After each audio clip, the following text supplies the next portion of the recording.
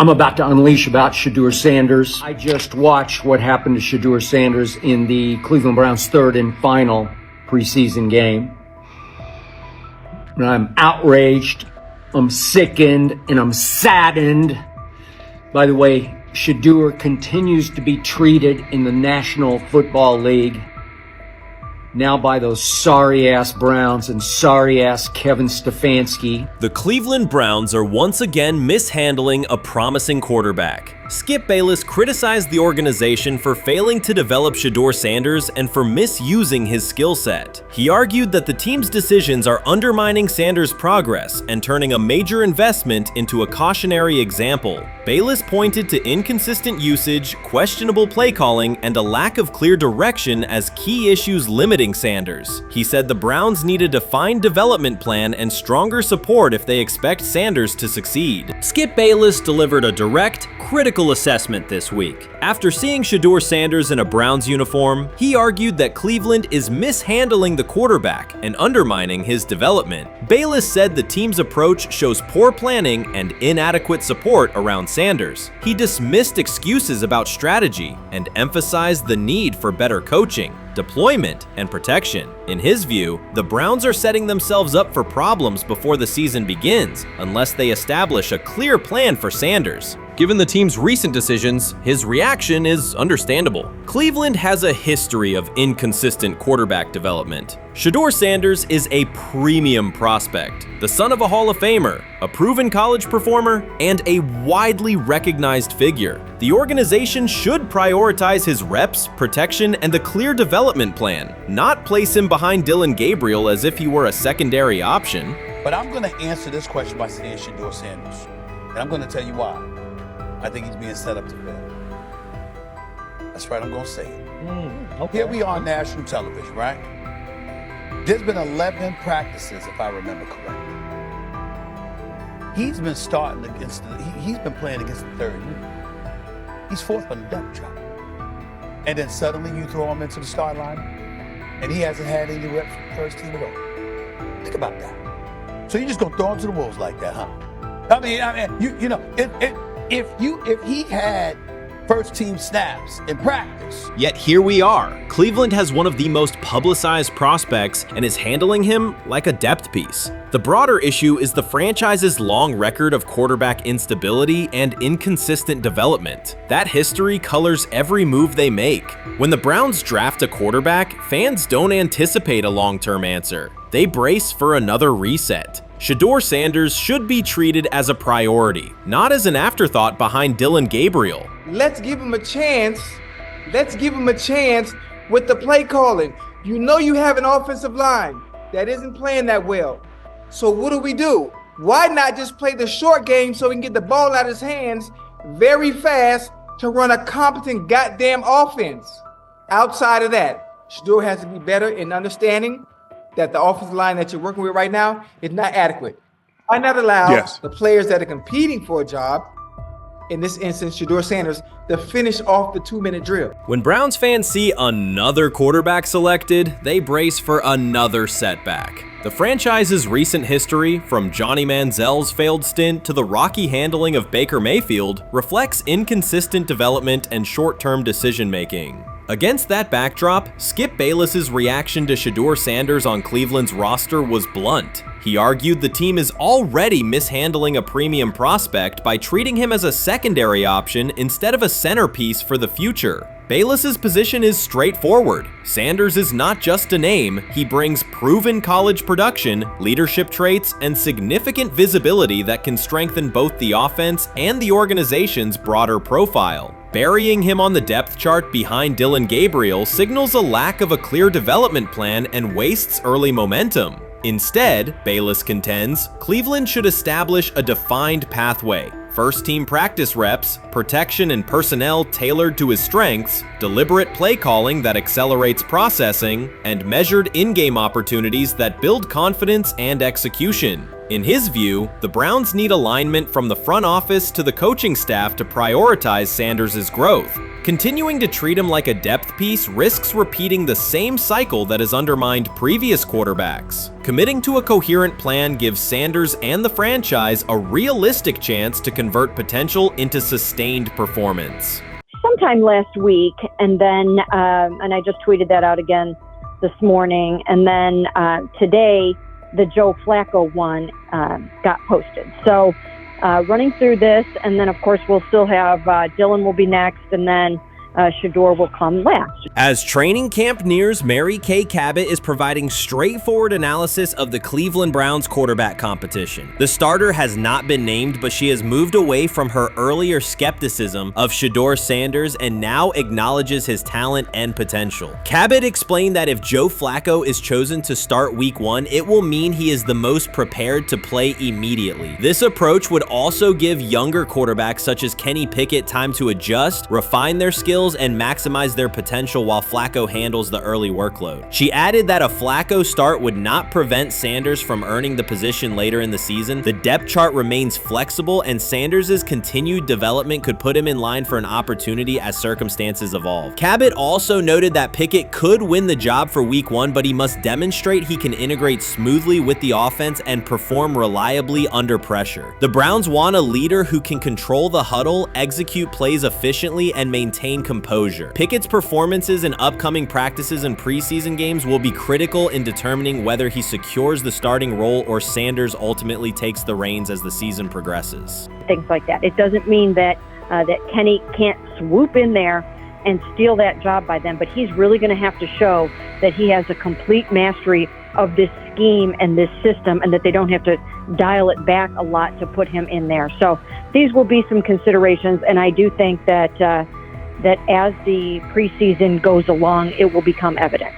Mary Kay Cabot recently stated that Shedeur Sanders is ready, and the Cleveland Browns are monitoring him closely. After a strong showing during organized team activities and minicamp, Sanders has made notable strides in his development. With continued progress, he is expected to return to the field prepared to contribute meaningfully. The Browns coaching staff is tracking his growth, and anticipation about his long-term role is increasing. Cabot added that if Sanders maintains this trajectory and continues to demonstrate poise within the team, he will have a legitimate chance to earn the starting quarterback job. Each practice rep strengthens his case, reinforcing the possibility that his development could benefit both the player and the organization. As Sanders impresses, discussion about his future in Cleveland becomes more compelling. Cabot also emphasized Sanders' advanced understanding of the offense. She noted that his football IQ appears in every drill and that he seems ready to execute the Browns system at full speed. His ability to process defenses quickly and make decisive reads distinguishes him from his peers. With the appropriate opportunity, Cabot believes Sanders could become a genuine difference maker for the Browns. One area Cabot highlighted is Sanders' command of pre-snap adjustments. His capacity to diagnose defensive fronts and communicate changes gives him an edge and reflects high football intelligence. If he translates those reads into consistent connections with his playmakers, he could elevate the Browns' offense significantly. By comparison, Cabot said quarterback Dillon Gabriel is still refining his grasp of complex terminology and play calling. While Gabriel possesses upside, Sanders' comfort with intricate concepts and his ability to manage tight pockets under pressure give him a clear advantage at this stage. Gabriel must sharpen those elements to compete at Sanders' level. Cabot previously reported that Sanders had already earned first-team practice snaps ahead of Gabriel. Her latest update confirms that Sanders is now approved as the Browns' starting quarterback, solidifying the organization's commitment to him as QB1. Expectations are high, and his response to the challenge will be closely watched throughout training camp and preseason. Cabot further noted that head coach Kevin Stefanski authorized Sanders to take expanded first-team reps beginning next month. This milestone underscores Sanders' readiness and the coaching staff's confidence in his progress. As the regular season approaches, Sanders aims to cement his status as the starter, and the competition for that position is intensified. Though Sanders leads the race, Kenny Pickett remains in contention. Cabot stressed that Pickett must prove he can integrate seamlessly with the offense and perform consistently under pressure. His performance over the next several weeks will determine whether he can challenge Sanders for the starting role.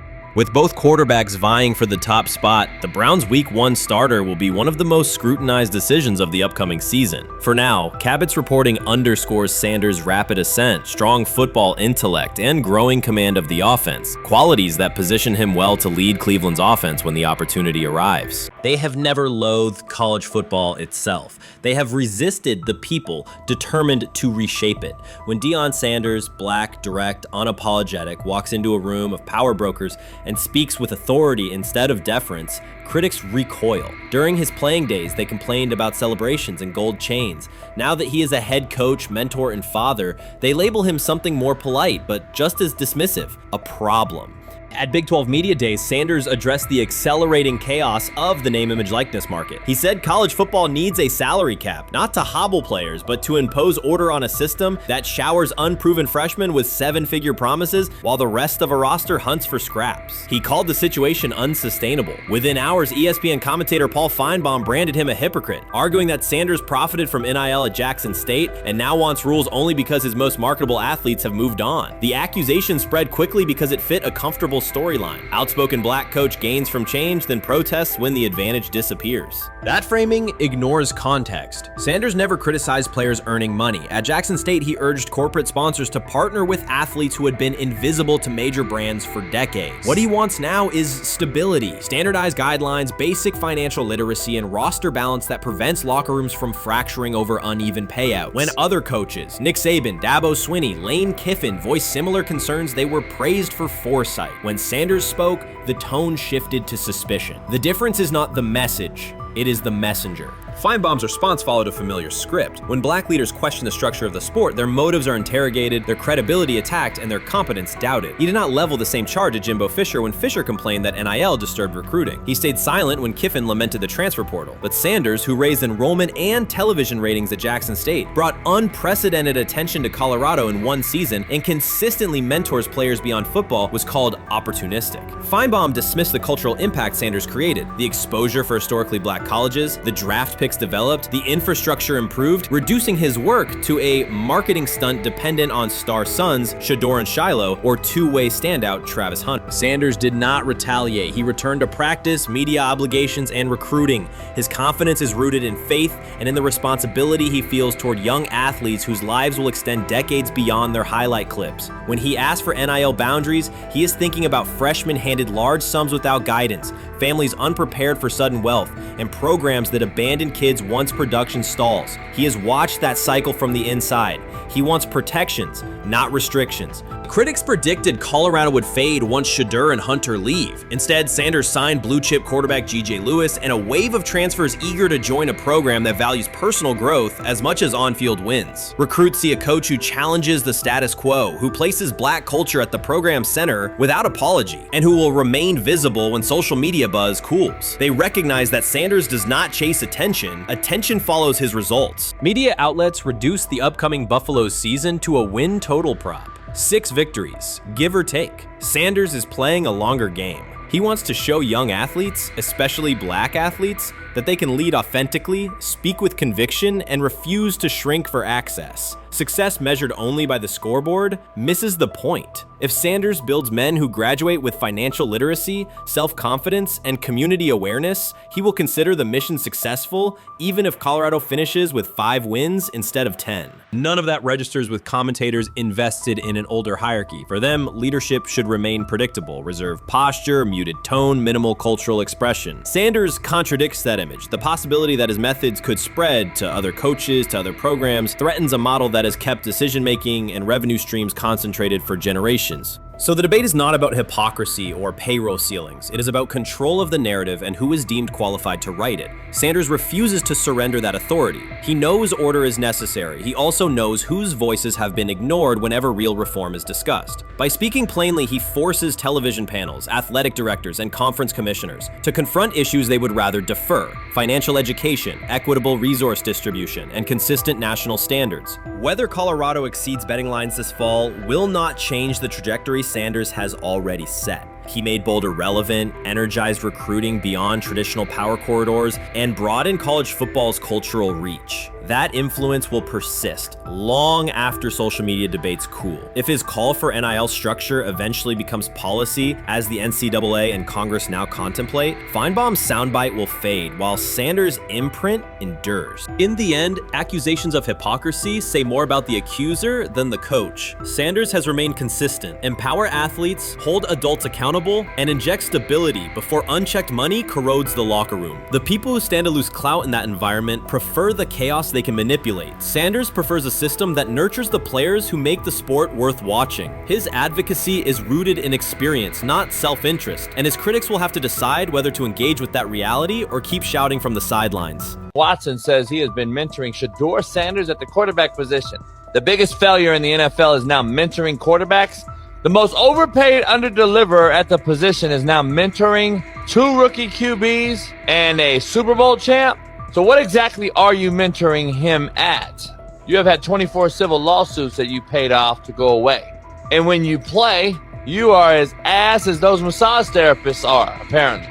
Shedeur Sanders is also a show. It's all about him. It's all about anything else. If you don't see that by now, then you're just blinded. Cleveland's second most talked about player has yet to take a professional snap, and it isn't Deshaun Watson. Rookie quarterback Shedeur Sanders has already captured the locker room's attention and the fan base's enthusiasm, creating a visible shift in the team's internal dynamics. Watson, once the uncontested focal point, now shares the spotlight with a newcomer who has only practiced in shorts. The Browns are experiencing a rapid, unforeseen change in popularity within their roster. 4-man competition. It's not. It's 2 guys versus 2 guys. It's the 2 older guys to be the starter. Yeah. It's the 2 younger guys to position themselves however it may be. Right. Show little improvement every single day, right? So, of all the things I'm watching the first 5 when they break a session, the first 5 with the veterans, with the ones. Who's in there? Where are they going? The ball's going to Jerry Judy, right? Flacco's no dummy, lasts as long as he has, right? He can really whiz it. But as we go on, I want to watch these guys because they probably just got plays installed Tuesday and they're out there running on Wednesday. Shedeur Sanders arrived in Cleveland and immediately commanded attention. The rookie has yet to take a preseason snap, yet the energy around him inside the building and across social media eclipses what many veterans receive in an entire season. Fan enthusiasm is so strong that Deshaun Watson's jerseys are already drifting toward the clearance rack at the team store. In a matter of days, Sanders has become the roster's second most popular figure, while Watson watches his once secure QB1 status and public approval shrink by the hour. Shedeur or Deshaun? Who do you want as your quarterback next year? Honestly, Shedeur. I love Deshaun though. Like, I don't understand all the hate for Deshaun. You get hurt and you get booed, bro. That's foul. That might be the foulest I ever seen. The Browns' social media staff posted a single candid photo of rookie quarterback Shedeur Sanders releasing a warm-up throw, and the response was immediate and overwhelming. Fans saturated timelines with edits of themselves alongside him, while Deshaun Watson's routine practice reps drew comparatively little notice. Although an official Sanders jersey has not been released, unauthorized versions are already moving at a pace that exceeds merchandise sales for several other AFC North teams. The surge in interest marks one of the most intense fan reactions Cleveland has experienced in recent memory. The excitement surrounding Shedeur also triggers a wave of criticism. Veteran analysts, anchored in a 1980s mindset, question whether his style will translate into lasting success. They focus on his NIL earnings, social media presence, and visible confidence, arguing that the image overshadows substance. To them, outward self-assurance appears to be a distraction rather than a competitive asset. Even a simple smile or brief display of personality is cited as evidence that he lacks the measured discipline they expect from a starting quarterback. Critics claim Shedeur Sanders is notable only because of his father, overlooking the performance he delivered at Colorado. Many of those same observers ignored the Buffaloes until Deion Sanders made national headlines, yet they now question whether his son has earned the attention. They want rookies to keep quiet, carry clipboards, and wait 2 seasons before challenging for a starting role. Sanders is disregarding that script from the moment he arrived. His presence has already turned Cleveland's quarterback discussion into a genuine 2-man competition before a single preseason snap. Deshaun Watson maintains publicly that the situation does not concern him, but it is hard to believe the pressure is not real. A fully guaranteed contract protects his paycheck, not his standing in the locker room. Sanders, meanwhile, is translating charisma and early momentum into tangible influence with teammates, coaches, and fans, reshaping expectations for who will lead the Browns on opening day. I'm a firm believer.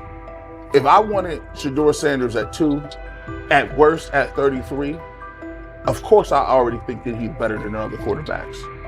Because that's the type of talent, that's where I would have picked him at.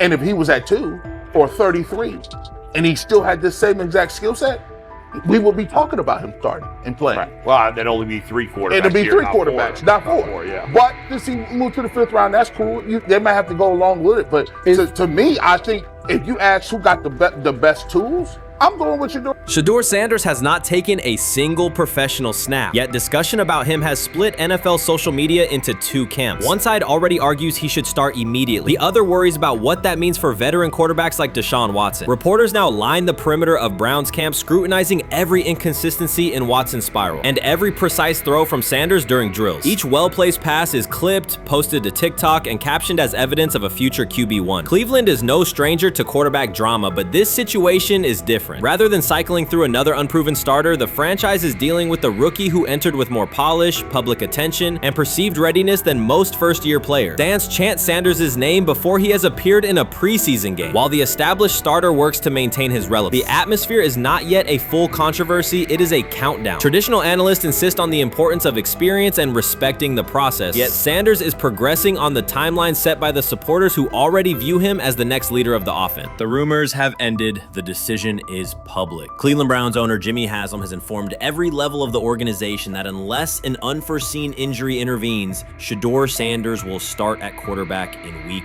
1. The announcement is not an informal suggestion or a quiet push in the background. It is a direct order. Multiple independent reports, amplified most visibly by Colin Cowherd, confirm that Haslam delivered the directive himself. From the owner's viewpoint, the logic is simple. No one else on the roster offers the same combination of talent, leadership, and long-term upside. Joe Flacco is approaching the twilight of his career. Kenny Pickett has shown flashes but remains inconsistent. Dylan Gabriel, taken in the 3rd round, is a developmental project. By contrast, Haslam believes Sanders can alter the franchise's trajectory immediately, and he refuses to allow internal hesitation to stall that possibility. The standoff traces back to April. General manager Andrew Berry and head coach Kevin Stefanski entered the draft wanting a low-profile prospect who would fit quietly into the existing depth chart. They prioritized scheme familiarity, modest public attention, and a clear developmental timeline. When the board lined up, they reached for Gabriel in round 3, reasoning that an early investment would justify keeping a rookie on ice behind the veterans. But Sanders continued to slide, first through day 2,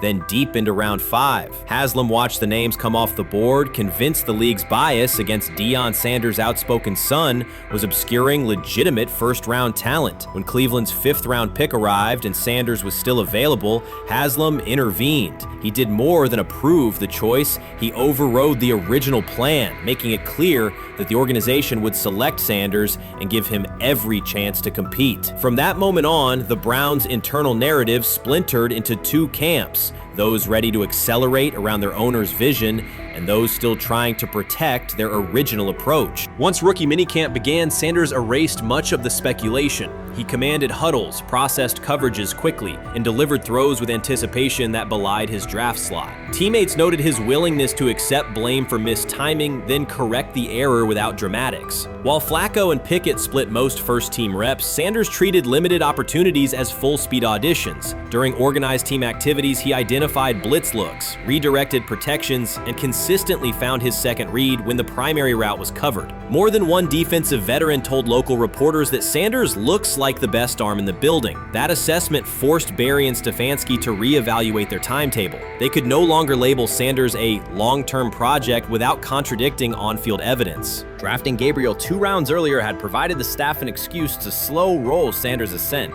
Coaches could point to investment cost, meeting room familiarity, and installation comfort to justify Gabriel's snap share. Yet each practice rep in which Sanders outperformed the 3rd rounder weakened that shield.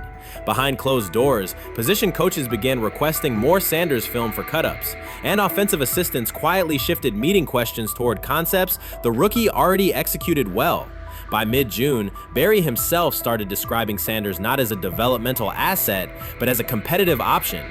Those subtle linguistic changes signal the front office's recognition that the narrative had moved beyond their control. Haslam's history with quarterbacks is well documented. His pushes for Johnny Manziel, Baker Mayfield, and Deshaun Watson were high visibility swings, each driven in part by a desire to generate excitement as well as wins. Critics highlight those choices to question his evaluation track record, yet Haslam perceives Sanders differently. Where Manziel carried off-field concerns, Sanders brings a reputation for professionalism. Where Mayfield's leadership style divided veterans, Sanders' approach has united receivers and linemen. Where Watson's trade involved unprecedented controversy, Sanders arrived at minimal draft cost. Haslam sees a rare chance to capture star potential without mortgaging the future, and he is unwilling to cede that upside to cautious pacing. Cleveland's supporters, weary of revolving door quarterbacks, have rallied around Sanders with unexpected speed. Sales of customized Sanders number 2 jerseys surged within days of rookie minicamp. Training camp ticket requests spiked once local media circulated videos of Sanders making NFL-caliber anticipation throws during 7-on-7 periods. The mood in Northeast Ohio has changed from tentative hope to active belief. Longtime season ticket holders who once shrugged at preseason storylines now debate Sanders' footwork at neighborhood barbecues. Social media engagement for Brown's content has climbed, driven by highlight compilations of the rookie threading seam passes between linebackers and safeties. All of this places Kevin Stefanski in a fragile position. If he opens week 1 with a veteran starter and the offense sputters, criticism will be swift. Each stalled drive will be interpreted as evidence that he ignored the owner's edict and the fan base's intuition. Conversely, if he names Sanders the starter solely under pressure, any early struggles could be framed as proof that Sanders was rushed, further exposing Stefanski to blame. The only sustainable solution is conviction. Either stand behind a veteran with clear strategic reasoning or embrace Sanders fully and structure the offense around his strengths. Splitting the difference, rotating series, delaying first-team reps, or using vague competition language will satisfy no one and likely jeopardize locker room clarity. Sanders' personal approach has reinforced Haslam's confidence. Instead of taking post-draft downtime,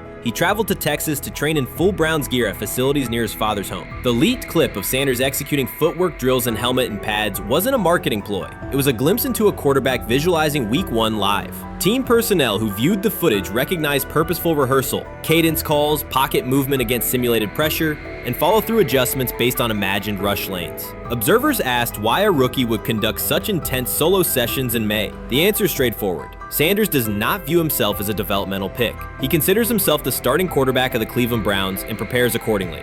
On pure ability, Sanders' arm strength ranks with the league average for starters. His accuracy to the intermediate middle, an area where the Browns' current scheme generates high leverage completions, has drawn consistent praise from receivers. The primary areas still under review are blitz recognition and live bullets and timing on deep outbreaking routes versus press coverage. Those developmental checkpoints are significant, yet daily practice reps show acceleration. In contrast, Flacco's mobility limits the boot action game that Stefanski installed to help Mayfield early in his tenure. Pickett can extend plays, but struggles to attack tight windows between linebackers and safeties, an essential requirement in Cleveland schematics. Gabriel remains an unknown at NFL speed. Thus, the competitive landscape favors Sanders sooner than the coaching staff originally planned. The franchise now stands at an inflection point. Haslam's mandate, the locker room's growing support, and the fan base's enthusiasm all tilt towards Sanders. The front office's earlier strategy, anchored in patience and quiet development, is increasingly untenable. Barry's shift in messaging indicates grudging alignment, but final authority over the depth chart rests with the coaching staff, unless ownership directly intervenes on game day decisions. A move rare but not unprecedented in the NFL. Should Stefanski align with the owner and name Sanders the starter before preseason concludes, he can claim proactive vision and tailor the offense through training camp. Should he resist and open with a veteran who falters, he risks rapid loss of credibility and possibly his position. Either path carries pressure, but only one aligns with the momentum sweeping through the building. For 2 decades, the Browns have cycled quarterbacks without securing a stable star. Each new hope, whether draft pick or trade acquisition, has collapsed under injuries, inconsistency, or organizational disarray. The possibility that Sanders could finally anchor the position is not merely a football storyline. It is a potential cultural reset for a fan base defined by resilience. Haslam's insistence reflects that awareness. Cleveland needs a leader who can win on Sundays and project confidence every other day of the week. Sanders has shown he can shoulder expectations without retreating from scrutiny. That trait, more than arm talent alone, is why the owner views him as indispensable. Voluntary workouts transition to mandatory minicamp next week. If Sanders receives a substantial share of first-team snaps, observers will interpret it as the staff's acknowledgement that the competition is tilting decisively.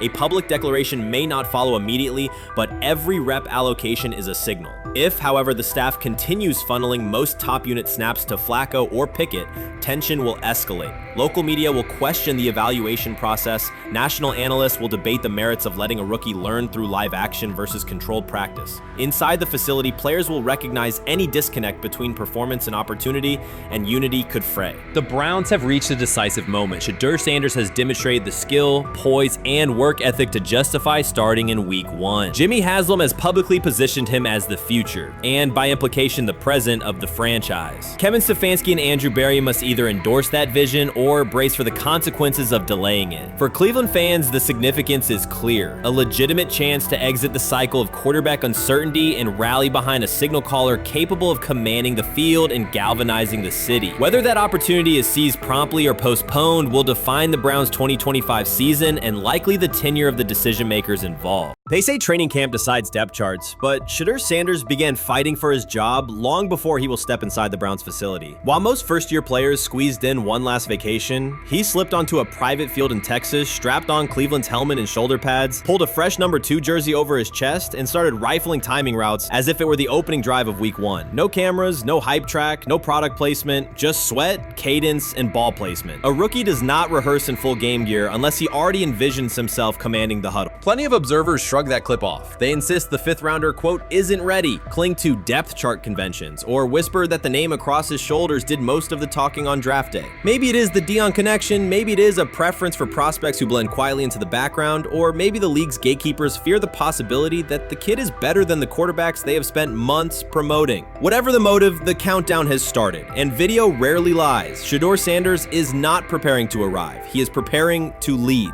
Footage of a 22-year-old quarterback running live reps in July should dominate highlight loops, but it barely registers on national outlets. Why? It ruins the tidy narrative. The easy storyline paints Shedeur as a pampered legacy prospect banking on his father's fame. Yet the tape shows something different. A rookie drenched in afternoon heat, drilling footwork, calling protections, and imagining cover 2 rotation before the first official meeting ever takes place. Elite mental prep looks boring on social feeds. It looks devastating when the season starts. Walk into Cleveland's quarterback room and you step into politics, not simply competition. Joe Flacco, a Super Bowl MVP in decline, carries institutional trust. Kenny Pickett, rescued from Pittsburgh's reset, carries hometown intrigue. Dylan Gabriel, the 3rd-round system fit, carries draft capital the staff must justify. And then there's Shedeur, the lightning rod whose presence alone spotlights every bias in the evaluation process. Coaches frame it neatly. Rookies must wait their turn. The truth is less polite. Practice snaps are currency. Perception is elastic, and early allocations already favor Pickett and Flacco. It is the oldest playbook in the league. Lock vets into the headline roles before pads even crack. Then let repetition shape reality. Sanders refuses to cooperate. He is not a 4th-string camp arm. He has engineered game-winning drives under national scrutiny, operated against live blitz looks most prospects never face, and more than any quarterback in the room, documented his own off-season obsession. No social media rollout, no brand consultant, just pads, cleats, and an unlit practice field. If his last name were Smith, pundits would label him the sleeper of camp. Instead, politics trails every throw. Training camp rotations expose organizational intent. Beat writer Fred Greetham already reports that Pickett and Flacco will open with first-team reps when veterans report July 23rd. Gabriel grabs the developmental snaps, leaving Sanders the leftovers. That isn't performance-based, it's narrative-safe. Gabriel doesn't threaten hierarchy, Sanders bends gravity. Watch the details. Does Shedeur steal 11-on-11 snaps with the 2s? Does he run red zone installs or 2-minute drills? If he does, coaches are admitting he is forcing his way in. If he doesn't, they are postponing the inevitable. Either way, the private field reps have sharpened his timing and condensed his release. He is not hoping for an opportunity, he is prepared to seize one the instant it appears. Cleveland's joint practices amplify that tension. First come live periods against the Panthers, then sessions with the champion Eagles. Those reps belong to the starters, so Flacco and Pickett will absorb most of Carolina's disguised pressure and Philadelphia's exotic fronts. Sanders' proving ground will be the preseason opener on August 8th. Under the stadium lights, he will get entire series, real reads, pockets collapsing for real. If his command mirrors the footage from Texas, coaches will have to answer why he never saw earlier work. Reps are scarce. 10 padded practices separate veteran arrival from game 1. Even an even split, something that never happens, would hardly suffice. Instead, the staff will funnel snaps toward the comfortable choices. That strategy can bury a rookie, but it can also spark an eruption when limited opportunities turn into highlight drives. One flawless touchdown march in the second half of a preseason game, and the dog pound will chant his name. Then the staff's narrative control evaporates. Criticism of Sanders has never matched the scrutiny applied to his peers. Analysts nitpick a ball pat, a foot angle, a pump fake, Pickett's inconsistency, Flacco's diminishing velocity, Gabriel's college system crutches. Discuss politely, if at all. With Shedeur, the critiques arrive as coded doubts. Does he rely on the family brand? Is he coachable? Can he stay humble? That double standard is as old as the league's resistance to outspoken black quarterbacks. Add Deion's unapologetic persona, and each Sanders rep becomes a referendum on establishment comfort levels. Shedeur answers not with rebuttals, but with work. Work captured in silent footage more deafening than any debate show monologue. Quarterback drama masks broader roster cracks. The Browns receiver group is crowded yet unproven. The safety room failed to create turnovers a year ago. Interior defensive linemen are still rehabbing, and the offensive line must retool on the fly. Which quarterback can navigate that turbulence? Flacco's pocket mobility is limited. Pickett's confidence remains fragile. Gabriel is months away from processing NFL disguises. Sanders, forged by perpetual doubt, offers poise under chaos and meticulous preparation, a combination this franchise has lacked since, well, almost forever. Forget politics, depth chart etiquette, and recycled sound bites about developmental timelines. The only metric that counts now is who did the work. Sanders pounding through full gear scripts in late June is not vanity, it's vision. While the league sleeps, he refines his drop steps. While media speculate, he rehearses third down checks. He has already decided what he is. The organization must decide if it can recognize it in time. The preseason will provide the answer. Live bullets, real blitzes, stadium noise. When those throws leave his hand under pressure, no one will discuss ball pats or surnames. They will ask how a quarterback this prepared slipped to round 5. And if the performance matches the preparation, excuses about lack of reps will dissolve. It will be production against perception, and Shedeur Sanders has been producing where no one could see.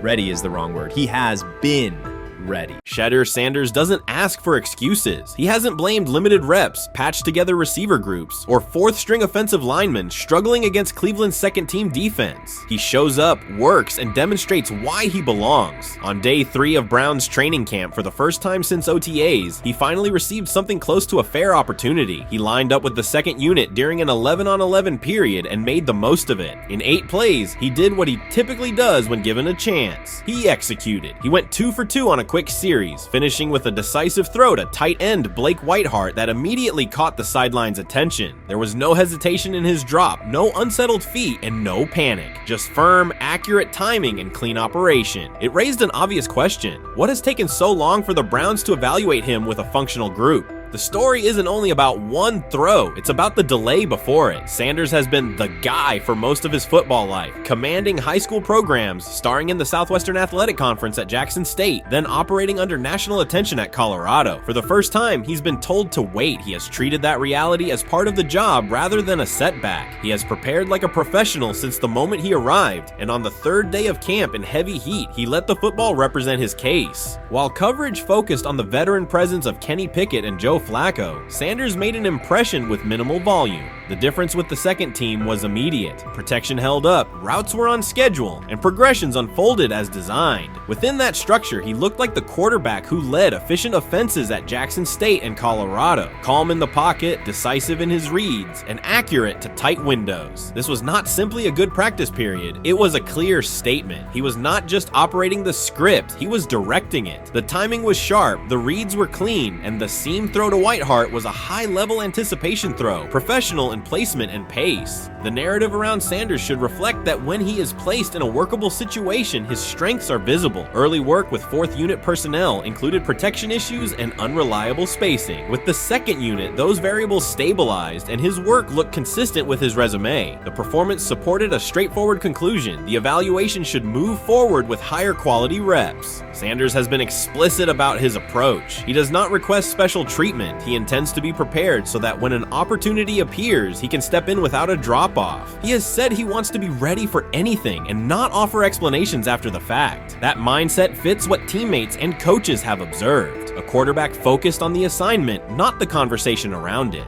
The conditions were demanding: relentless sun, heavy humidity, and a practice tempo that stressed decision-making. Many players fatigued as the session wore on. Sanders did not show signs of rushing reads or forcing the ball. He managed the pocket, reset his base when necessary, and continued to deliver on time. The path he has taken, HBCU starter in the SWAC, then Power 5 starter under constant attention, has prepared him for compressed evaluation windows. He has been under scrutiny for years. The heat did not change his process. He moved defenders with his eyes, anticipated breaks, and stepped into throws with balance. The crowd was not chanting his name, and there were no ovations. That was irrelevant to the task. He is focused on the locker room and the staff, and he is building credibility the same way he did at previous stops, by being reliable when the ball is snapped. Quarterbacks coach Bill Musgrave has emphasized ignoring external noise and keeping attention on install, footwork, and timing. Sanders is familiar with the dynamic. He has been followed by cameras and commentary since his early teens. He has experience living with attention and still adhering to routine. Under heat, with a narrow set of snaps and multiple decision points, he stayed composed and effective.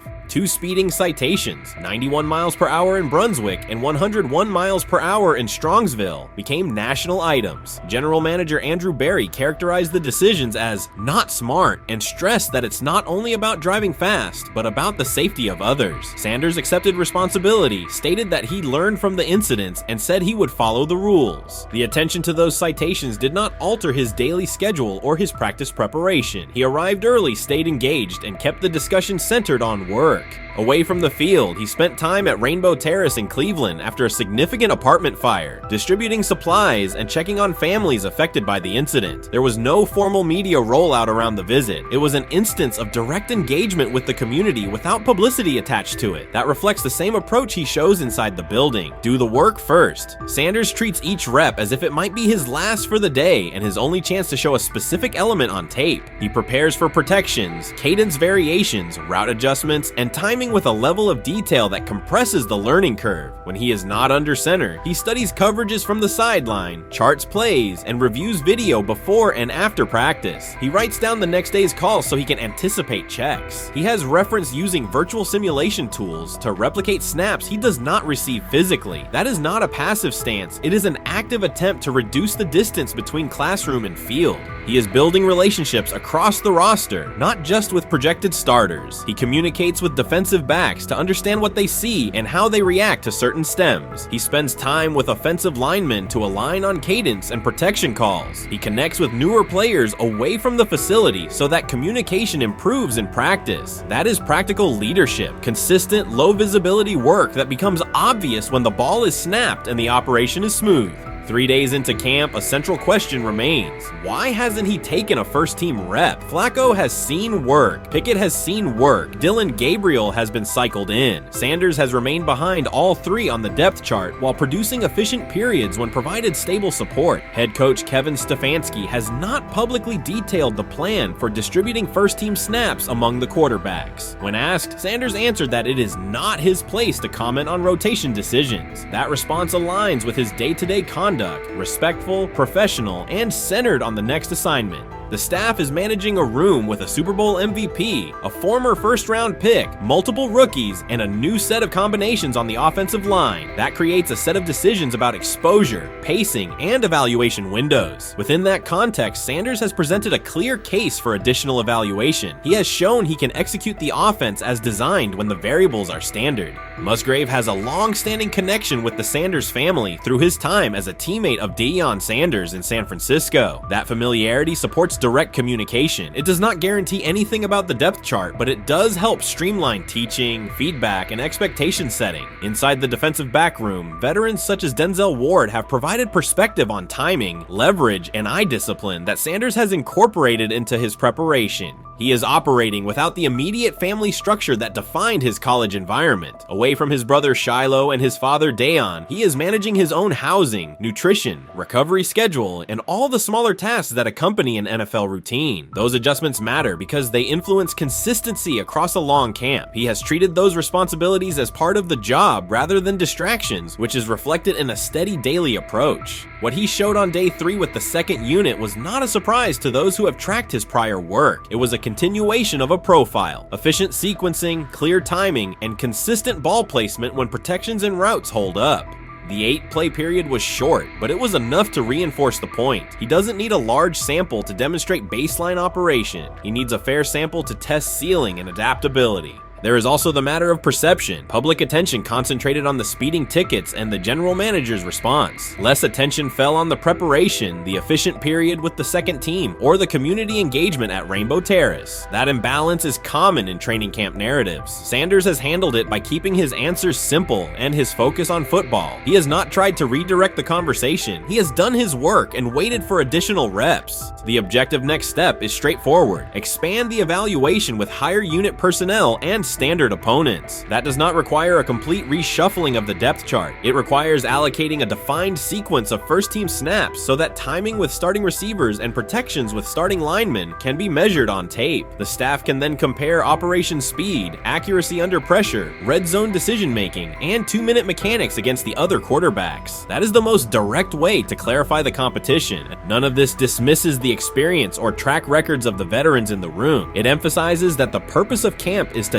test assumptions with current performance. Sanders has provided enough evidence with the second unit to justify a broader look. He has shown that the pace of his feet matches the pace of his eyes, that he can hold safeties with his shoulders, and that he can drive intermediate throws without float. He has also shown discipline to take the clean completion rather than force the vertical shot when leverage dictates otherwise. Every day, he has addressed the controllable items: meetings, note-taking, install recall, cadence management, and post-practice review. He has not asked for public guarantees. He has asked for an opportunity to compete on comparable terms. The 8-play sequence with the second unit was a small but clear example of what he can do when those terms exist. The staff's communications have been measured. Stefanski has not laid out a schedule for first-team rotations publicly. Barry addressed the speeding incidents directly and emphasized standards for decision-making off the field. Sanders accepted the criticism, adjusted his behavior, and moved forward. Those are the relevant facts. What remains is a football evaluation that can only be completed by giving him snaps with the top group and measuring the results. If that evaluation occurs and he performs at the level he showed with the second unit, the conversation will shift from potential to placement. If it does not occur, the question will persist through camp. Why not test the full picture? Sanders has built a case based on preparation, poise, and execution. He has demonstrated leadership by building relationships across the roster. He has shown maturity in handling external issues directly and moving on. He has given the staff reasons, on the field and in the building, to continue the process. 3 days into camp, he has answered everything within his control. He has shown growth, discipline, and consistent operation. He turned early fourth-team disarray into learning, then executed cleanly when moved to the second unit. He kept the discussion on football when outside topics threatened to dominate. He has not tried to win a press conference. He has tried to win every rep. If he continues to stack days like this, the next step is logical. Evaluate him with the starters, document the results, and let the tape determine the depth chart. Until then, he will continue to prepare, continue to compete, and continue to present the same message through his play. I view things as I got time. I got time to be able to grow and mature, and be able to understand the ins and outs of the defenses and be able to get the good insight from the vets in the room. So I look at it as, a plus, and whenever, it's time for me to play. Shedeur Sanders rolled into Browns camp and instantly made the whole practice feel like a recess pickup game. NFL vets suddenly looked like they'd forgotten the playbook and were just trying to keep up. With that being said, I see some balls coming out of Shedeur Sanders at that camp, and I'm like, kind of looks like a guy. Yeah, I'm reading. He can sling it. I see him, some of the veterans, how they talk to him, mic'd up, see what he's doing in the community. Talking about Njoku there? joker like that. But once you see, different little interactions and things like that, we know. I know he has the talent. We'll see. It'll be a competition that usually brings the best out of guys, especially young guys. So I'm interested to see how that quarterback situation. Right after Shedeur Sanders tightened his cleats and the Browns settled in for what they figured was a routine camp day, the whole vibe tilted sideways. No blazing comet, no UFO touching down at midfield, just a swagger-charged quarterback striding in like he'd crashed the wrong league and thought, yeah, I'll stick around and run this show. The Browns had no clue what storm was rolling in. You'd expect an NFL team to do a quick scout, maybe pull up a highlight reel or two, but nope. They greeted Shedeur with a shrug, only to watch him seize the field on snap one and run the whole operation like a seasoned pro. First and foremost, he's been the best quarterback in camp. Now look, Joe Flacco ain't had many opportunities. There was a whole day I saw he didn't throw the ball at all. Here's my theory on the situation. They already know who's starting in the number 2 is. They already know. Joe Flacco and Shedeur Sanders is already locked up. You're missing the boat, people. You're missing the boat.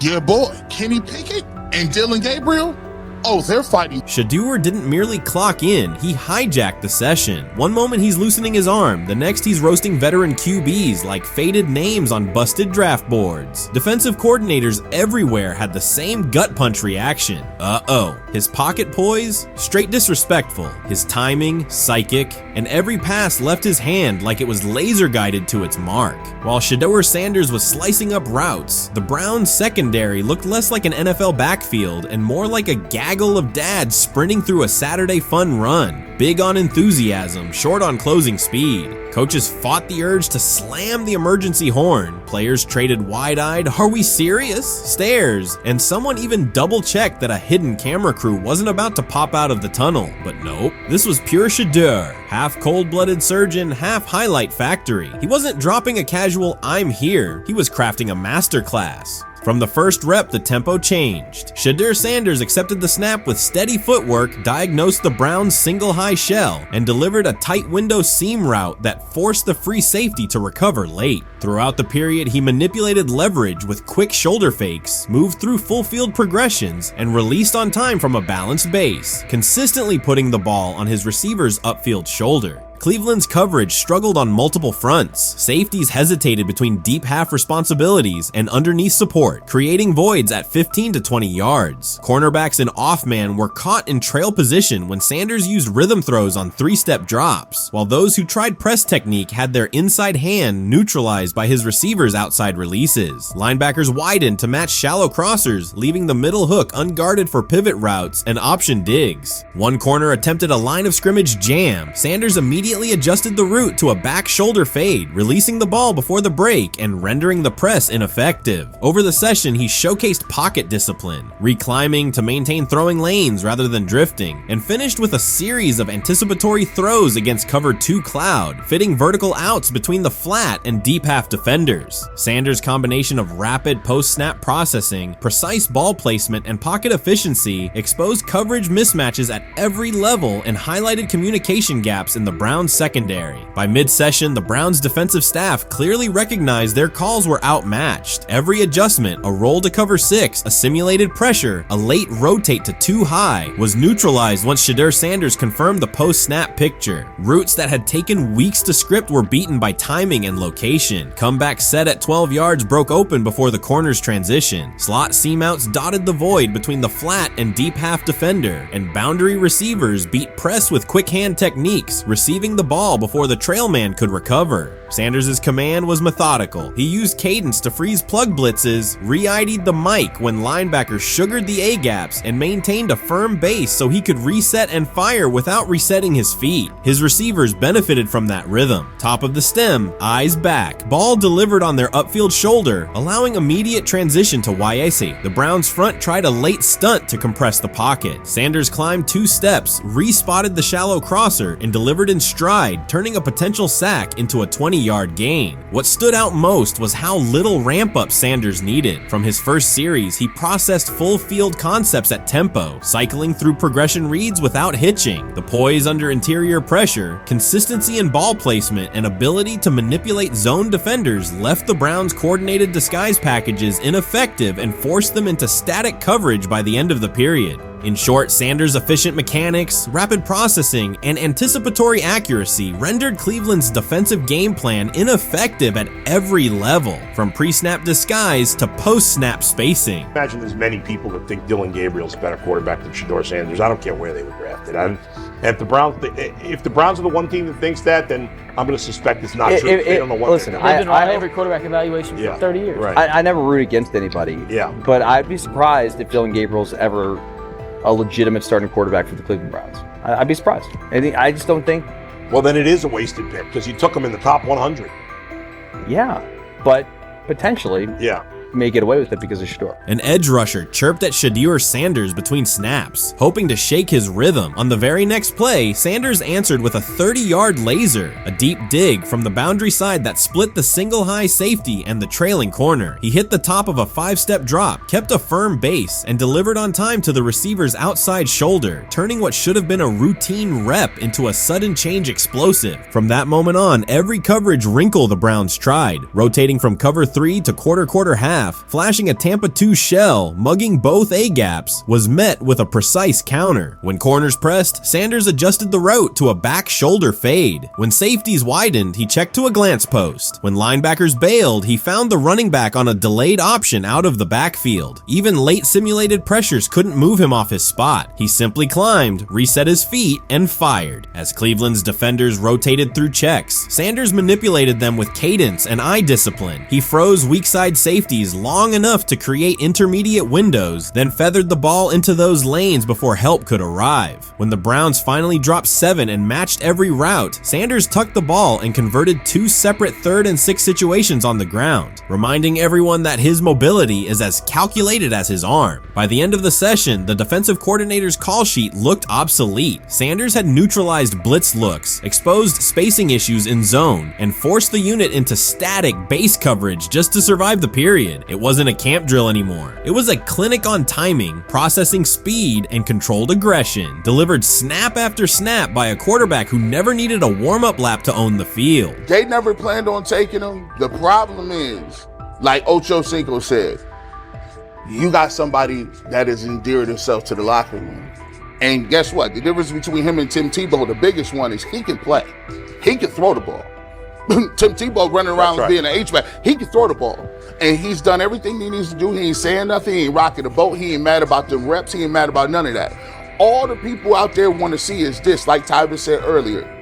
We want to see what he can do with Jerry Jeudy. That's it. I want to see what he can do with David Njoku. I want to see him with Junkins. I want to see him with the first running backs. If you are cooking, if you are beating down the doors with the 3s and 4s, guess what?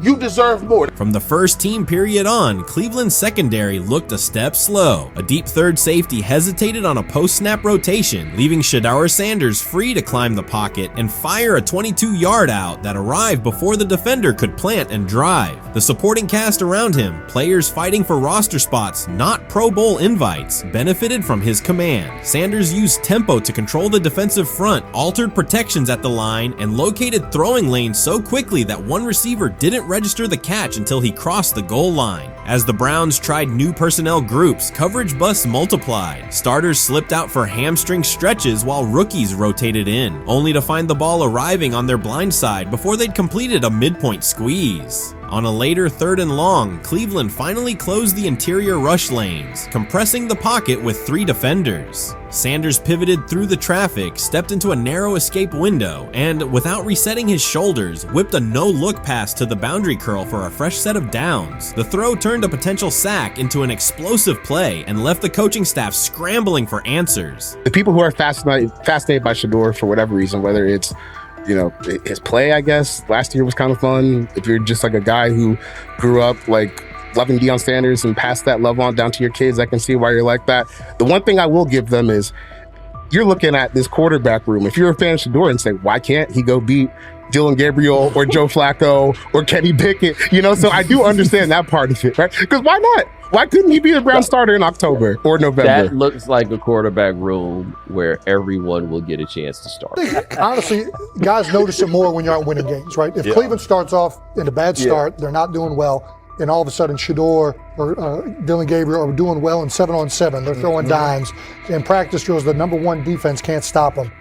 people take notice of that. And the more that the players see it, they're going to, then the comments start happening over the lunch table. They start happening throughout the building, and that's when the pressure really will get severe. The Cleveland Browns were focused on resolving their quarterback situation until Jason Kelce made pointed comments that triggered a strong reaction from ownership. The response inside the organization was immediate and intense. What exactly did Kelce say that has the dog pound on edge and the front office under pressure? We've seen that miserable game by the Cleveland Browns. So they throw Joe Flacco in there, and I like Joe Flacco. He did good, but they gave him the resource of all the first-team guys. Then they throw Dillon Gabriel in there with first teams and second teams. So Dillon always is getting protected. The same thing again, they gave this scrub max protection on every play.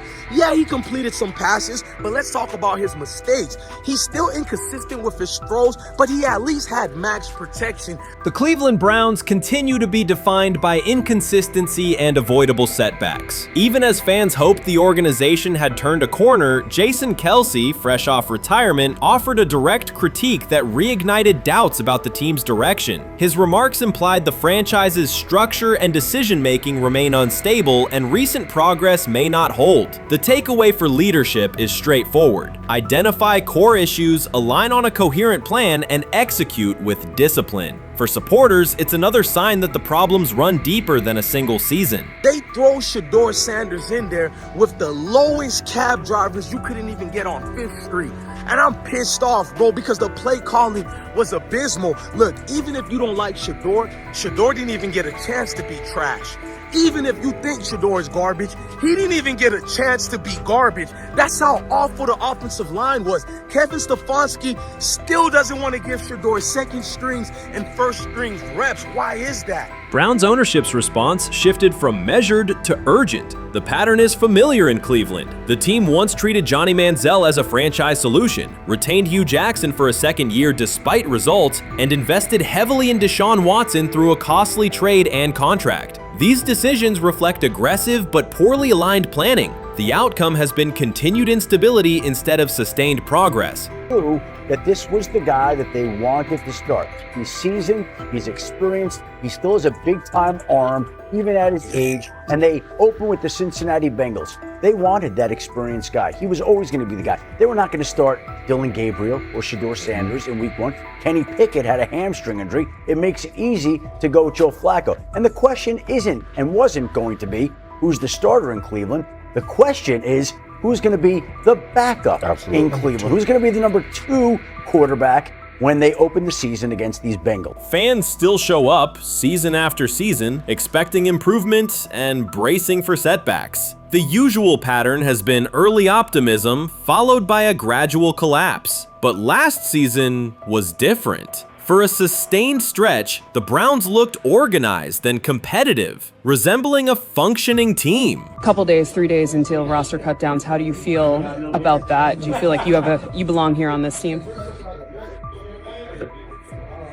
Obviously, I think overall as a player, I feel like I put in the work. I feel like everything I do, I try to do it to my best, and that's all I ask for. So I feel like everybody feels like, they should be on the team, and if you ask anybody on the team, would they feel like they belong, in their own eyes. So I feel like I do, but I'm my own player, I think about myself in a high regard. The front office entered the offseason confident. Kevin Stefanski was being praised and the Dog Pound believed the team had made real progress. Then Jason Kelce delivered a pointed assessment that cut through the optimism. Fresh into retirement, the former Eagles All-Pro and Super Bowl champion said Cleveland still looks like a team patching over issues rather than building a durable contender. Kelce's view was direct. The Browns' structure is fragile, and the roster is too dependent on perfect health at quarterback. He argued the team is one injury away from losing continuity and sliding backward. Because Kelce has operated inside a stable, championship-level organization, his comments carried weight with players, media, and fans. The reaction was immediate. People took his critique seriously, not as outside noise, but as an informed evaluation of how a successful team should be built. Ownership also felt the impact. Jimmy Haslam's response shifted to urgency, a sign that leadership recognizes the stakes.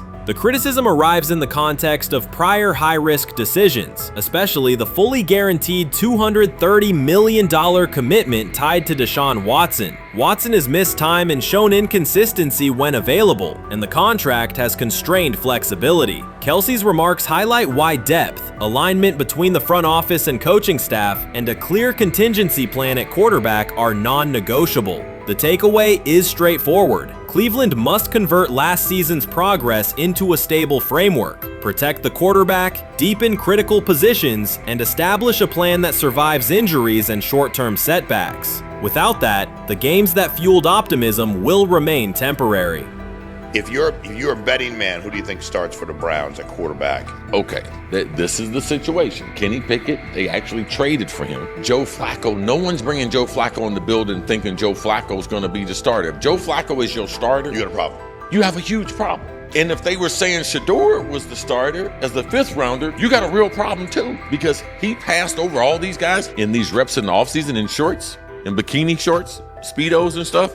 Like, no. That kind of stuff. So I'm not that surprised when you put down a 3rd round pick on a quarterback. You do believe he has a certain skill set. Jason Kelce stated the obvious. Cleveland committed to a quarterback who hasn't played at an elite level in years, and Joe Flacco's playoff run didn't change the long-term outlook. Ownership appeared more upset that the criticism was public than by the substance of the critique. Many fans agreed. They've seen this pattern before. Rosters age, injuries are inevitable, and when a single contract dominates the cap, one setback at quarterback can undermine the entire season. Kelsey's broader point was about structure. The Browns prioritized the high-cost, uncertain starter over depth and contingency. The late-season surge masked issues that remain: limited cap flexibility, thin depth at key positions, and an offense that lacks a credible plan B.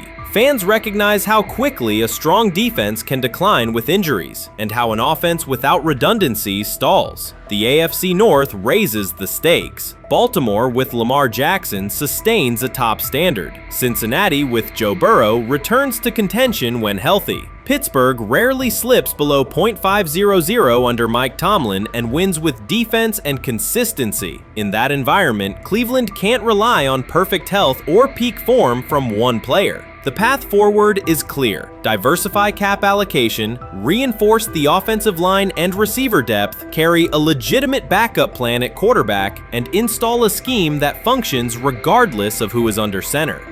Given what we saw yesterday with Shedeur Sanders, somebody on the Cleveland Browns is 100% getting fired, probably by the end of this year. The person who's probably going to end up getting fired is Kevin Stefanski, because I know that he didn't want Shedeur Sanders on the team. It was Andrew Berry who made that pick. You can't really go against your GM. Bad things happen in this situation. But Shedeur Sanders is not without fault for what we saw yesterday. This is the play that we saw yesterday that has the internet just exploding, where Shedeur Sanders took like a 24-yard sack.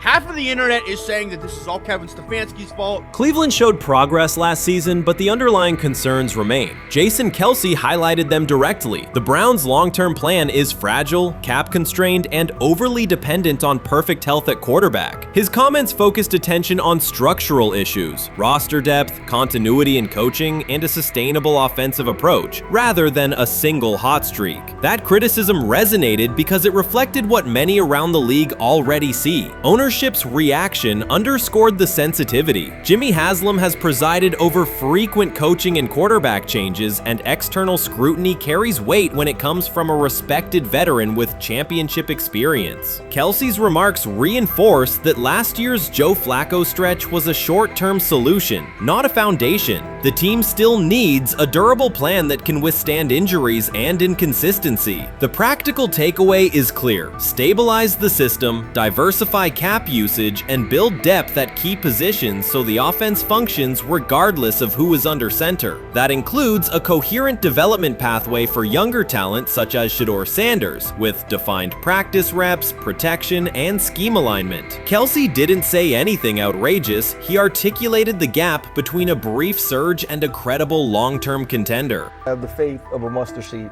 Right, because this is the greatest resurrection since Jesus the Christ. Right, like at some point, Joe Flacco was thinking about getting into TV. Yeah. Right, Joe Flacco didn't have a job, and then now you not only come back and start for the Cleveland Browns late in the 2023 season, but they came back around to you. You're now the day one starter for a franchise that just 2 years ago was in the playoffs. The Browns' quarterback situation remains unsettled. Deshaun Watson was expected to be the long-term answer, but injuries and inconsistent play have prevented him from reaching an elite level. When the team turned to Joe Flacco after Watson's season deteriorated, Flacco immediately lifted the offense and produced results that highlighted the gap between expectations and reality. That a 39-year-old late addition could outperform a $230 million starter was not just a short-term surprise, it raised fundamental questions about roster construction and evaluation. Quarterback depth has been fragile, and the late-season surge masked broader structural problems. Jason Kelce's remarks made that clear. Cleveland is vulnerable if the starter is unavailable, cap flexibility is limited, and the offensive plan lacks a stable contingency. His critique drew attention to leadership and planning as much as on-field performance. Jimmy Haslam's strong reaction reflects the pressure on ownership.